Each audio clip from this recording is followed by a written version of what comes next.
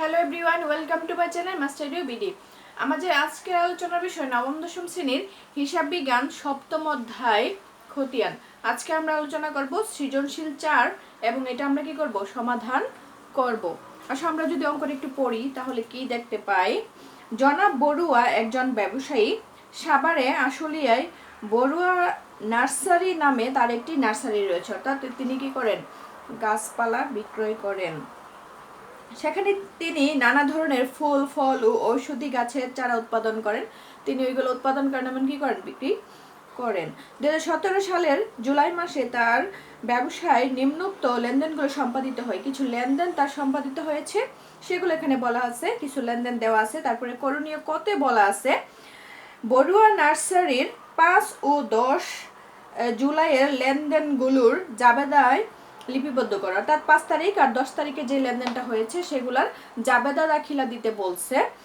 খতে বলছে রহিম and sons হিসাব ও নগদান হিসাব টি ছক খতিয়ান ভুক্ত করে যে নির্ণয় করো, অর্থাৎ টি ছক পদ্ধতিতে খতিয়ান করে যে নির্ণয় করতে বলছে কার, রহিম এন্ড সন্স অর্থাৎ পাওনাদারের, আর হচ্ছে নগদান হিসাবের। গতে বলছে ক্রয় হিসাব, বিক্রয় হিসাব, বেতন ও বিজ্ঞাপন চলমান যে ছকে প্রস্তুত করো, অর্থাৎ এইগুলার এই যে 4টা লেনদেন দেওয়া আছে সেগুলার কি করতে বলছে, চলমান জের ছকে খতিয়ানটা নির্ণয় করতে বলছে বা দেখাইতে বলছে। এখন আসো আমরা যে করণীয় কটা কি বলছে, যে 5 তারিখ আর 10 তারিখের জাবেদায় দেওয়ার জন্য, অর্থাৎ এটা কি সাধারণ জাবেদা, আমি এখানে কটা করে রাখছি, কর্ণগত সাধারণ জাবেদা, এটা কি সৃজনশীল 4।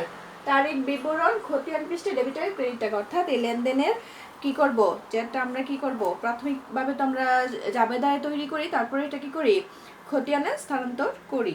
তাহলে 5 তারিখ কি বলছে, রহিম এন্ড সন্সের নিকট থেকে গাছ ও বীজ ক্রয়, অর্থাৎ গাছ ক্রয় করছে, বীজ ক্রয় করছে কার থেকে, রহিম এন্ড সন্স থেকে। এখানে কিন্তু নগদে কোনো উল্লেখ নেই, ব্যক্তির নাম উল্লেখ করে দেওয়া আছে, তার মানে এটা কি বাকিতে সে ক্রয় করছে। তাহলে আমরা সেটার জন্য জাবেদা দেই।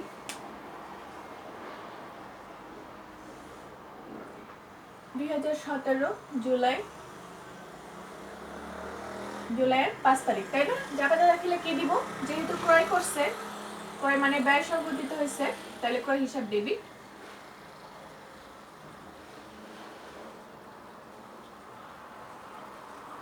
ক্রয় হিসাব ডেবিট।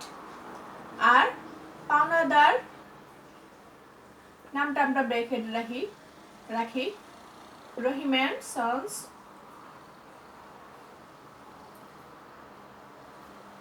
হিসাব ক্রেডিট।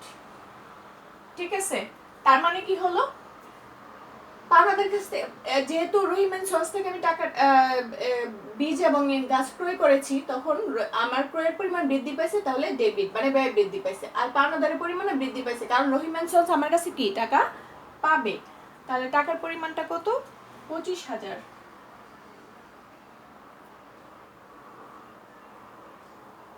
তোমরা এখানে কি করবা, যেহেতু দিয়ে কারণ লিখবা, যে বাকিতে কি করলো, পণ্যদ্রব্য ক্রয় বা বীজ, যেটা বলো, গাছ ও বীজ ক্রয় লিখতে পারো। আমার জায়গার স্বল্পতার কারণে আমি কারণটা লিখলাম না। অবশ্যই সাধারণ জাবেদায় কি করতে হবে, কারণটা অবশ্যই উল্লেখ করতে হবে। আচ্ছা, 10 তারিখ বলছে রাশেদ এন্ড কুং এর নিকট থেকে নগদে বিক্রয় 37,000 টাকা। এখন লক্ষ্য করো, এখানে কিন্তু ব্যক্তির নাম উল্লেখ আছে, আবার নগদও কিন্তু উল্লেখ আছে। এখানে কি বলছে, রাশেদ এন্ড কুং এর নিকট নগদে বিক্রয়, তাহলে এখানে যেহেতু নগদে বিক্রয় করছে, তাহলে ব্যক্তির নাম আর কি করবো না, আমি এখানে আনবো না।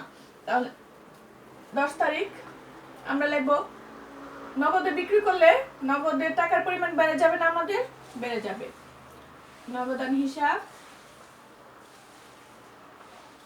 ডেবিট, বিক্রয় ক্রেডিট, বিক্রয় করছি তাহলে বিক্রির পরিমাণ তো বাড়ছে আমার, তাহলে কি হচ্ছে, একদিকে আমার নগদে বিক্রয় ফলে নগদ টাকা অর্থাৎ সম্পদের পরিমাণ বাড়ছে, আরেকদিকে বিক্রয় মানে আয়ের পরিমাণও কি করছে, বাড়ছে। এজন্য আয় বাড়লে কি হয়, ক্রেডিট হয়। টাকা হচ্ছে 37,000 টাকা। তোমরা এখানে কি করবা, কারণ লিখবা, যেহেতু নগদে বিক্রয় করা হলো। আমরা যদি দুইটা যোগ করে কি হয়, 62,000 টাকা। ক্লোজ। আশা করি তোমরা ক নং বুঝতে পারছো। খ নংয়ে বলছে যে রহিম অ্যান্ড সন্স হিসাব ও নগদান হিসাব টি ছকে করতে বলছে। আমি দুইটা গড় করছি। খ নং উত্তর পাওনাদার, অর্থাৎ এসে তো পাওনাদার, তাই না? পাওনাদার রহিম অ্যান্ড সন্স, আমি ব্র্যাকেটে নামটা রেখে দিলাম হিসাব। আর টি ছকের গড়টা হচ্ছে কিরকম, একটা হচ্ছে ডেবিট দিক, একটা হচ্ছে ক্রেডিট দিক। তারিখ বিবরণ জাবেদা পৃষ্ঠা টাকা, তারিখ বিবরণ জাবেদা পৃষ্ঠা টাকা, সেম দুটোটা প্যাটার্ন একই রকমের। নগদানের জন্য একটা করছি আর রহিম অ্যান্ড সন্সের জন্য একটা করছি। এখন আসো, আমাদের কিন্তু এই 5 তারিখ আর 10 তারিখের লেনদেন বাদেও 19 তারিখে একটা লেনদেন আছে, তারপরে আছে 30 তারিখ, 31 তারিখ। আচ্ছা, আমি এই সবগুলা লেনদেন 5 তারিখ সহই আমি সবগুলা লেনদেন কি করলাম, আবার এখানে আমি করে দিছি। আমি একটু পড়ি। আমরা যেহেতু দুইটা করে ফেলছি, ক্রয় হিসাব ডেবিট এখানেও আনছি, আমি এখানে করে রাখলাম, কারণ পরবর্তী সময় আমি এগুলো মুছলে যাতে এটা থাকে সেই জন্য। দুইটা লেনদেন তো তোমরা জানো, এখন আমি আলোচনা করছি। 19 তারিখ বলছে গাছ ফেরত দেওয়া হলো, অর্থাৎ রহিম অ্যান্ড সন্সের কাছ থেকে যে গাছটা ক্রয় করা হয়েছে সেটা আবার কি করছে, ত্রুটিপূর্ণ কারণে হয়তো বা নষ্ট বা ভেঙে গেছে, এরকম কিছু হতে পারে, তাই কি করলো, ফেরত দেওয়া হলো। তাহলে ফেরত দিলে কি হবে, যেহেতু আমি বাকিতে ক্রয় করছিলাম, এখন ফেরত দেওয়া হয়েছে, সেই ক্ষেত্রে আমি কি করব, পাওনাদারকে ডেবিট করব। পাওনাদার রহিম ডেবিট, ক্রয় ফেরত ক্রেডিট। অর্থাৎ পাওনাদার আমার কাছে যে 25,000 টাকা পাইতো, এখন কিন্তু 2500 টাকার গাছ আমি ফেরত দেওয়াতে পাওনাদার আমার কাছে সে টাকাটা কি করবে না, এই পরিমাণ টাকাটা 2500 টাকাটা আমার কাছে আর এখন পাবে না।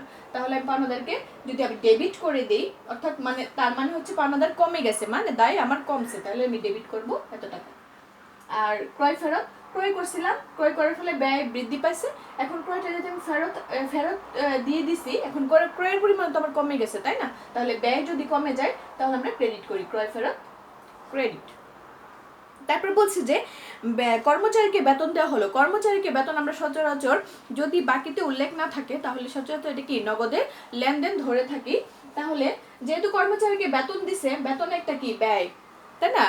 কোম্পানির খরচ বা ওনার যেহেতু এটা কি নার্সারি ফার্ম, তাহলে এটারও কিন্তু ওনার একটা খরচ, যে কর্মচারীকে বেতন দিছে, তাহলে বেতন যেহেতু খরচের পরিমাণ বৃদ্ধি পাইছে দেওয়াতে এটা ডেবিট।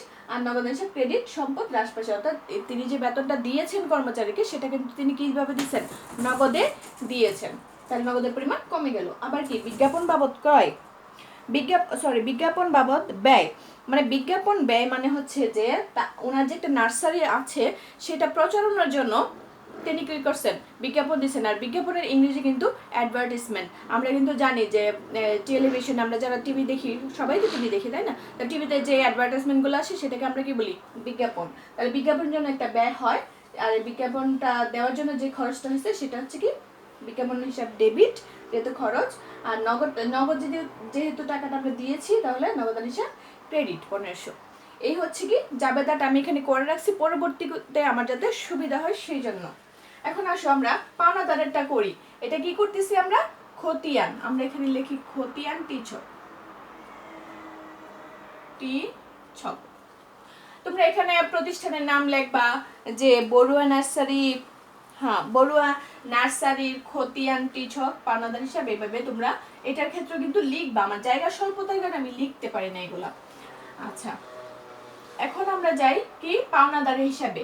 এখন দেখো, আমি এখান থেকে করলে পারি, এখান থেকে করলেও পারি। ক্রয় হিসাব ডেবিট, পাওনাদার হিসাব ক্রেডিট করছি, তাই না?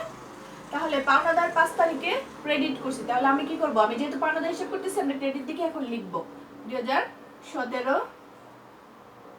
জুলাইয়ের 5 তারিখ। পাওনাদার ক্রেডিট দিকে, মানে ক্রেডিট, সেজন্য আমি ক্রেডিট দিকে লিখতেছি, এই টি ছকের ক্রেডিট দিকে।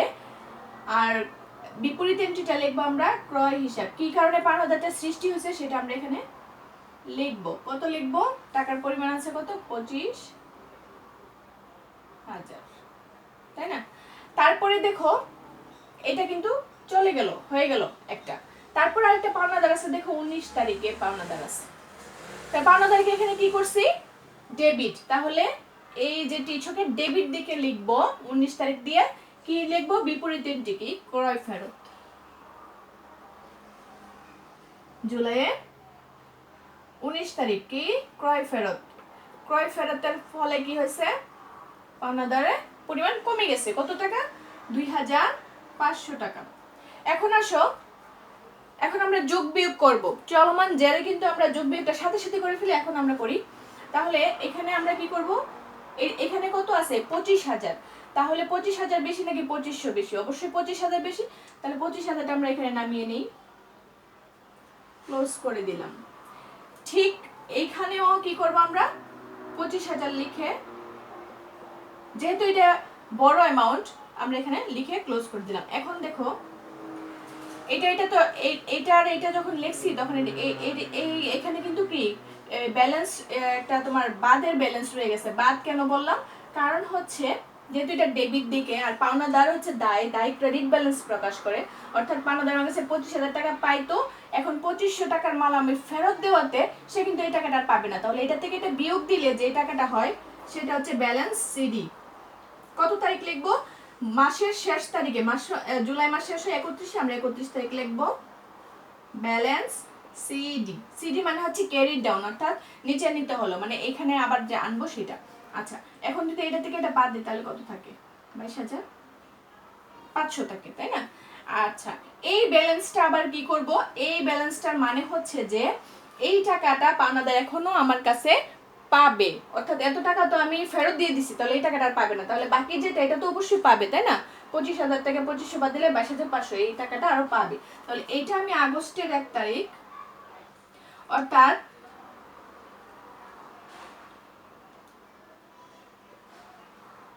ব্যালেন্স বিডি লিখবো, মানে হচ্ছে কি ব্রড ডাউন, মানে আনিত হলো আর কি, ওইখান থেকে এখানে আনিত হলো। কত লিখবো, 22,500। অর্থাৎ এই টাকাটা কি এখনো পাওনাদার আমার কাছে পাবে। আর যেহেতু একটা ব্যবসায় প্রতিষ্ঠান শুধু 1 মাস 2 মাসের জন্য না, বছরে বছরে চলে, তাই না? তাহলে এই টি ছকের মাধ্যমে এটা কি হয় যে প্রতি মাসে লেনদেনটা ক্লোজ করে পরবর্তী মাসে ওই যে ব্যালেন্সটা থেকে যায় সেই ব্যালেন্সটা পরবর্তী মাসে স্থানান্তর করে আবার লেনদেন শুরু করা হয়। তাহলে এখানে 22,500 টাকা আরো কি হয়েছে, যোগ বিয়োগ করার পর রয়ে গেছে। এটা আগস্টের 1 তারিখ লিখছি ব্যালেন্স বিডি 22,500, অর্থাৎ আগস্টের 1 তারিখ গিয়ে এত টাকা ব্যালেন্স আরো পাওনাদার আমার কাছে পাবে। তাহলে ওইখান থেকে আবার লেনদেনগুলো শুরু হবে। আবার যদি পাওনাদার হয় যোগ বিয়োগ হবে, হ্যাঁ পাওনাদার হয় আবার ফেরত দিল, আমরা কি করবো, বাদ দিব ওইখান থেকে। আশা করি তোমরা একটু বুঝতে পারছো। এখন আসো নগদানে যাই। প্রথমে আমি 10 তারিখের লেনদেনটা দেখি, নগদ কোথায় আছে, ডেবিটে। তাহলে আমরা কি করবো, 2017 জুলাইয়ের 10 তারিখ লিখবো। কি লিখবো, বিপরীত এন্ট্রি বিক্রয় হিসাব। কত টাকা, 37,000 টাকা। এখন দেখো এটা তো শেষ, তারপরে দেখো 30 তারিখ কিন্তু নগদ আছে না? নগদ কোথায় আছে, ক্রেডিটে। তাহলে আমরা কি করব, নগদান হিসেবে ক্রেডিট দিকে লিখব। জুলাইয়ের কত তারিখ, 30 তারিখ। নগদের বিপরীতে কি আছে, বেতন। কত টাকা, 4,500 টাকা। আবার 31 তারিখ কি আছে, বিজ্ঞাপন। বিজ্ঞাপন কত আছে, 1,500 টাকা।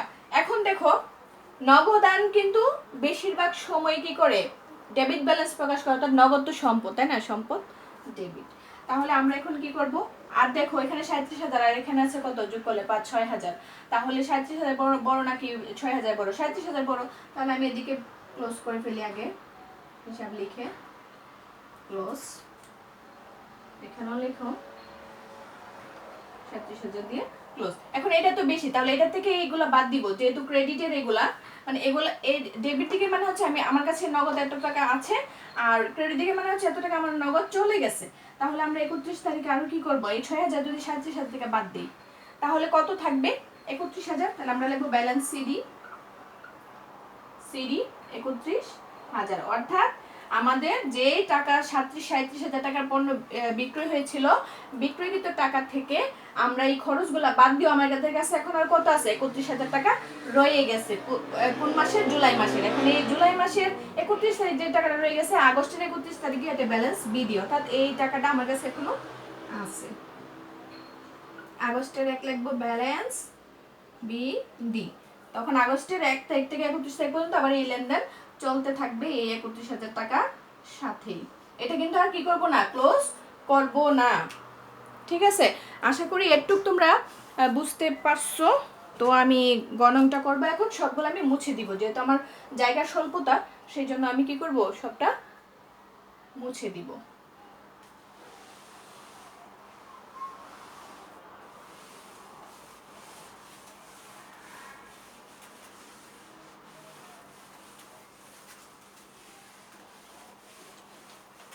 এখন আমরা করব কি, চলমান জেরের ছক করব।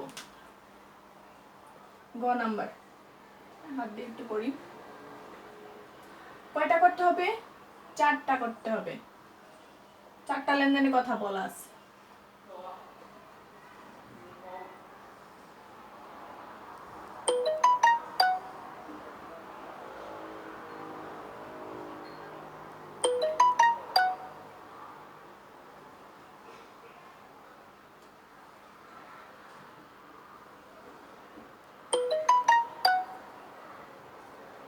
কয়টা বলা আছে? 4টা বলা আছে। তাহলে তারিখ, বিবরণ, জাবেদা পৃষ্ঠা, তারপরে কি আছে? ডেবিট টাকা, ক্রেডিট টাকা, ডেবিট টাকা, ক্রেডিট টাকা, তারপরে আছে কি ডেবিট জের, ক্রেডিট জের। মাঝখান দিয়ে বাদ করে আমরা কি করব? ডেবিট জের আর ক্রেডিট জের করে ফেলবো।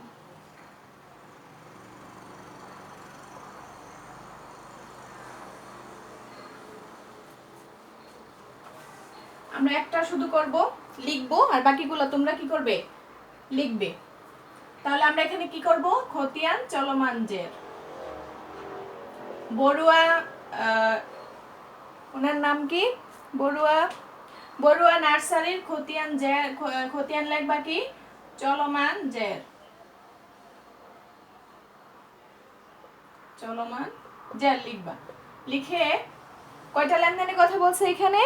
প্রথম বলছে ক্রয় হিসাব, ক্রয় হিসাব, বিক্রয় হিসাব, তারপরে বলছে কি বেতন হিসাব, আর এটা বলছে বিজ্ঞাপন হিসাব। ঠিক আছে, এই হিসাবগুলো করতে বলছে এখানে। আরে আচ্ছা তোমাদের আগে দেখাই, তারিখ, বিবরণ, তারপরে কি লিখবো? খতিয়ান পৃষ্ঠা, যেহেতু খতিয়ান করতেছি আমরা জাবেদা পৃষ্ঠা লিখবো। ডেবিট, ক্রেডিট, তোমরা টাকা লিখবা এখানে, ক্রেডিট টাকা, টাকা। ঠিক আছে, জের লিখবা ডেবিট আর ক্রেডিট। বাকিগুলো কিন্তু একই রকম হবে, আমি এখন আর কি করলাম না, লিখলাম না। তাহলে প্রথমে আছে কি ক্রয়। তাহলে ক্রয় কোথায় আছে? 5 তারিখে। আমরা লিখি 2017 জুলাইয়ের 5 তারিখ। ক্রয়ের বিপরীতে কি আছে? পাওনাদার, তাই না? তাহলে ক্রয়টা কোন দিকে আছে? ডেবিটে আছে। তাহলে ডেবিটে লিখবো কত? 25,000। তাহলে আমি যদি এটাকে এখন যোগ বিয়োগ করি তাহলে কোন দিকে যাবে টাকাটা? জের মানে হচ্ছে কি উদ্বৃত্ত, মানে যোগ বিয়োগ করার পরে জের রেজাল্টটা। তাহলে ডেবিটে যেহেতু আছে আর কোনো লেনদেন নাই, তাহলে ডেবিটে হবে। শেষ। চলমান জেরে কি নাই? ক্লোজিং ব্যালেন্স লিখতে হয় না, মানে ক্লোজ করতে হয় না, এটা চলতেই থাকবে। মানে হচ্ছে চলমান জের মানে হচ্ছে কি চলতে থাকা। ঠিক আছে, এই শেষ লেনদেন। এখানে আর কোনো ক্রয়ের হিসাব নাই। আচ্ছা, ক্রয় ফেরতরা আসতে পারো, বলতে পারো যে ম্যাম ক্রয় ফেরতরা আসলো না কেন? ক্রয় ফেরত আলাদা একটা জাবেদা হয়। সো ক্রয় ফেরতরা এখানে যেহেতু উল্লেখ নেই কোনো জায়গায় ক্রয় ফেরত আনার, তাহলে ক্রয় ফেরতে কোনো কি হবে না, গড় হবে না। আচ্ছা, তারপরে আসো কি বলছে? বিক্রয়। তাহলে বিক্রয়টা কোথায় আছে? 10 তারিখে। লিখো জুলাইয়ের 10। বিক্রয়ের বিপরীতে কি আছে? নগদান। লিখো নগদান। তাহলে বিক্রয়টা কোন ব্যালেন্স প্রকাশ করছে? বিক্রয় কোথায় আছে? ক্রেডিটে। তাহলে আমরা কি করব? এটা যেহেতু জাবেদাটা ডেবিট, ক্রেডিট, ক্রেডিটে লিখবো কত? 37,000। আচ্ছা, এটাও তো ক্রেডিট, তাই না? সি আর, এটা হচ্ছে কি সি আর বাকি 37,000। তাহলে যোগ বিয়োগ করলে অবশ্যই এটা ক্রেডিট ব্যালেন্স প্রকাশ করবে, যেহেতু বিক্রয় আয়, আর তো কোনো লেনদেন নাই বিক্রয়ের। তাহলে সেটাই শেষ। তারপরে আছে কি বেতন। বেতন আছে 30 তারিখ। আমরা লিখি জুলাইয়ের 30 তারিখ। বেতন ডেবিটে আছে, বিপরীতটি নগদ। তাহলে আমরা লিখবো নগদান। ডেবিট হচ্ছে এটা, রিয়ার রিয়ার। তাহলে ডেবিটে আমরা লিখবো, যেহেতু খরচ ডেবিট ব্যালেন্স প্রকাশ করছে 4500, তাহলে এটা যদি আমি যোগ বিয়োগ করি তাহলে কি হবে, জেরের ডেবিট দেরি হবে কত 4500। বিজ্ঞাপনটা সেম, বিজ্ঞাপন জুলাইয়ের কত 31 তারিখ, বিজ্ঞাপনের বিপরীতে আছে নগদান, লিখলাম। ডেবিট ব্যালেন্স প্রকাশ করছে, ডেবিটে আছে, তাহলে ডেবিটের ঘরে টাকা লিখবো 1500। আবার এখানেও কি জেরের ঘরে লিখবো কি ডেবিটে 1500।